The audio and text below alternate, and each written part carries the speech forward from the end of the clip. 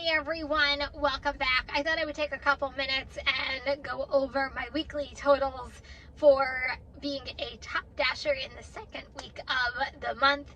If you missed last week's totals, here they are before I start getting into this week's totals. But last week in general for me, it had its highs and it had its lows. I felt the beginning of last week was slow, but including Friday, but then Saturday kicked in and I was ready to go and I revved the engines and I actually had a good Saturday and Sunday.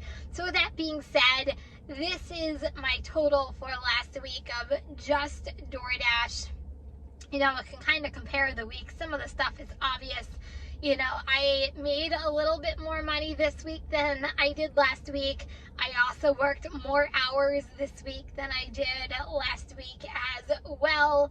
And then when you get to item count, when you get to delivery counts, I should say, I completed more deliveries this week than last week. But here's the blaring obvious.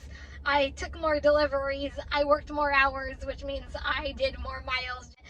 I do track miles for tax purposes. This is just only my one form of stream, I should say, of income coming in. I still worked other apps last week, so I still have income from other apps, but for video purposes, I'm just talking about my Top Dasher DoorDash account and my totals from last week. Last week, when I showed my video, I was at a 12% acceptance rate, I believe.